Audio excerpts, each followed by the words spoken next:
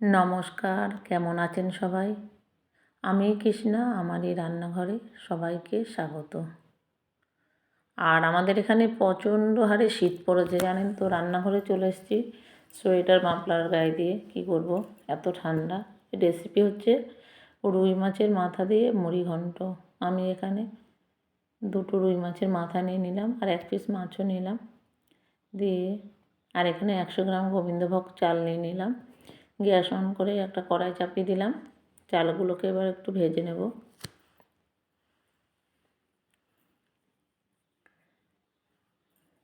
চালগুলো দেখুন ভাজা হয়ে গেছে।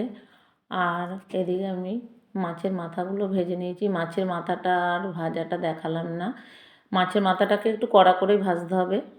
মাছের মাথা ভাজা দেখালে আবার ভিডিওটা বড় হয়ে যাবে। দিয়ে মাছের মাথা ভাজা তেলের মধ্যে আমি আলু দিয়ে দিলাম, এইভাবে ডুমো ডুমো করে কেটে দিয়ে নুন হলুদ দিয়ে আলুগুলো একটু ভেজে নিলাম। আর বড় থেকে একটা পেঁয়াজ কুচি দিয়ে দিলাম। পেঁয়াজ কুচিটা দিয়ে আবার 2 মিনিটের মতো একটু ভেজে নিলাম।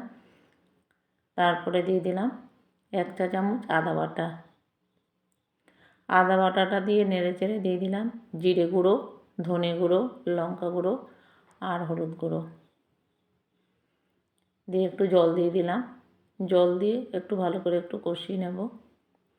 আর যেই চালটা আমি ভেজে রেখেছিলাম গোবিন্দভোগ চালটাকে একটু ধুয়ে রেখেছিলাম, দিয়ে চালটা দিয়ে দিলাম। আর স্বাদ অনুসারে নুন দিয়ে দিলাম। দিয়ে আবার একটু কষিয়ে নেব। কষানো হয়ে এসছে, এবার দিয়ে দিলাম মাছের মাথাগুলো। আর তরকারি না যত ভালো করে কষাবেন, তেল ছেড়ে দেবে, দেখবেন তরকারির স্বাদটা অনেক বেশি বেড়ে যায়। এবার একটু গোলমরিচ গুঁড়ো দিয়ে দিলাম। দেখুন কষানোটা খুব সুন্দর হয়েছে। এবার একটু গরম জল দিয়ে দিলাম। গরম জল দিলে রান্নাটাও তাড়াতাড়ি হয়ে যায়। আর এবার একটু ঢেকে ঢেকে রান্না করব 8 থেকে 10 মিনিট। আর একটু চিনি দিয়ে দিলাম, চিনিটা অপশনাল।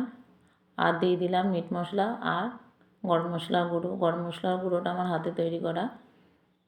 দেখুন রান্নাটা হয়ে এসছে। এবার নামিয়ে নেব। আপনারা একবার এইভাবে রান্না করে দেখবেন, আশা করি ভীষণ ভালো লাগবে। আর খুব খুব ভালো হয়েছিল জানেন তো। আর আমাদের বাড়ির সবাই মাছের মাথার মুড়ি ঘন্ট খেতে ভালোবাসে। ভালো লাগলে একটা লাইক করবেন, কমেন্ট করবেন। আর আমার ইউটিউব চ্যানেলের নাম কৃষ্ণা রান্নাঘর। আমার চ্যানেলটিকে সাবস্ক্রাইব করে নেবেন, তাহলে সবার আগে আপনাদের কাছে নতুন নতুন রান্নাগুলো পৌঁছে যাবে।